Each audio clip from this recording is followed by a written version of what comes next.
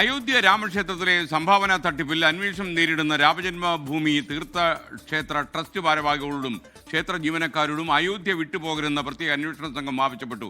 രാംലല്ലയ്ക്ക് ഭക്തർ അർപ്പിച്ച സ്വർണം, വെള്ളി, രത്നങ്ങൾ എന്നിവയുടെ കാര്യത്തിൽ വൻ ക്രമക്കേട് നടന്നെന്ന് SIT അന്വേഷണത്തിൽ കണ്ടെത്തിയതായി വിവരം ലഭിച്ചു. വിനീത വിജി വാർത്ത അപ്ഡേറ്റ് ചെയ്യാൻ ചേരുകയാണ് ഡൽഹിയിൽ നിന്ന്.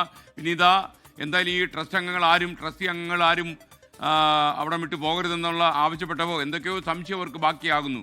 പറയൂ. Good morning.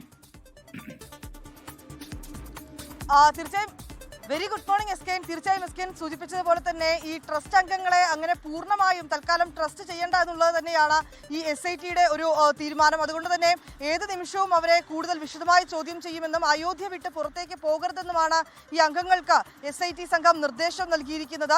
ഇന്നലെ ഇതുമായി ബന്ധപ്പെട്ടുകൊണ്ടുള്ള വിവരം അനുസരിച്ച് നമുക്ക് അറിയാൻ കഴിഞ്ഞത് ഏതാണ്ട് 60 കിലോ വെള്ളിക്കെട്ടുകൾ കൂടി കാണാതായിട്ടുള്ള വിവരം കൂടി ഇന്നലെ SIT സംഘത്തിന് ലഭിച്ചിട്ടുണ്ടായിരുന്നു. അത് ഈ സംഭാവനയുമായി ബന്ധപ്പെട്ടുകൊണ്ടുള്ള ക്രമക്കേടിൽ അന്വേഷണം പുരോഗമിക്കുന്നതിന് ഇടയാണ് ഇത്തരത്തിലേക്ക് ഈ വെള്ളിക്കെട്ടകൾ കൂടി കാണാതായെന്ന വിവരം കൂടി പുറത്തുവരികയും അത് സംബന്ധിച്ചും ഈ ഘട്ടത്തിൽ അന്വേഷണം പുരോഗമിക്കുന്നു എന്നാണ് SIT സംഘം അറിയിച്ചിരിക്കുന്നത്.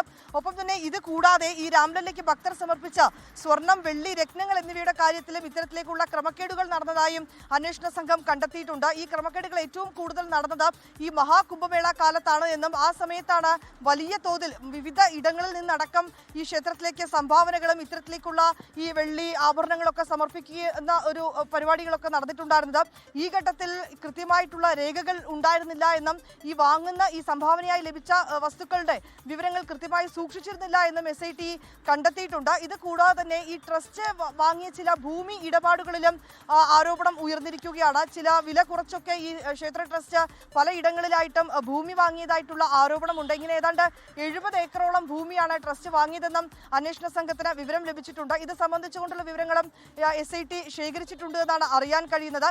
ഈ ട്രസ്റ്റ് ഭാരവാഹികളടക്കം വളരെ വിശദമായി തന്നെ അന്വേഷണ സംഘം ചോദ്യം ചെയ്യുകയും ഈ ട്രസ്റ്റിന്റെ മറവിൽ വലിയ ക്രമക്കേടുകൾ ഉൾപ്പെടെ നടന്നിട്ടുള്ളതായി പ്രാഥമികമായി കണ്ടെത്തുകയും ചെയ്തിട്ടുണ്ട്. ഇന്ന് SIT സംഘം ഇത് സംബന്ധിച്ചുകൊണ്ടുള്ള വിവരങ്ങൾ അടങ്ങിയ പ്രാഥമിക റിപ്പോർട്ട് മുഖ്യമന്ത്രി യോഗി ആദിത്യനാഥിന് കൈമാറും. അതിനുശേഷമായിരിക്കും മറ്റ് തുടർ നടപടികളടക്കം ഇക്കാര്യത്തിൽ ഉണ്ടാവുക. 3-അംഗ സമിതിയാണ് ഈ ക്രമക്കേട് നടന്നുവെന്ന ആരോപണത്തെ തുടർന്ന് യോഗി ആദിത്യനാഥിന്റെ നിർദ്ദേശത്തിൽ തന്നെയാണ് ഈ SIT സംഘം രൂപീകരിക്കുകയും 3-അംഗ സമിതി പ്രത്യേകം അന്വേഷണം നടത്തുകയും ചെയ്തിട്ടുണ്ടായിരുന്നു. ഈ സംഭാവന ക്രമക്കേടുമായി ബന്ധപ്പെട്ടുകൊണ്ടുള്ള അന്വേഷണം പുരോഗമിക്കുന്നതിനിടയിലാണ് ഗുരുതരമായിട്ടുള്ള ക്രമക്കേടുകൾ കൂടി നടന്നതായി കണ്ടെത്തിയിരിക്കുന്നത്. അതിൽ ഞാൻ സൂചിപ്പിച്ചതുപോലെ 60 കിലോ വെള്ളിക്കെട്ടുകൾ കാണാതാകുന്നു. ഒപ്പം തന്നെ ക്ഷേത്രത്തിലേക്ക് ലഭിച്ച ഈ രത്നങ്ങൾ, ഒപ്പം മറ്റ് സ്വർണ്ണാഭരണങ്ങളിലൊക്കെ തന്നെ കൃത്യമായിട്ടുള്ള രേഖകളില്ല എന്നും SIT സംഘം കണ്ടെത്തിയിട്ടുണ്ട്. SK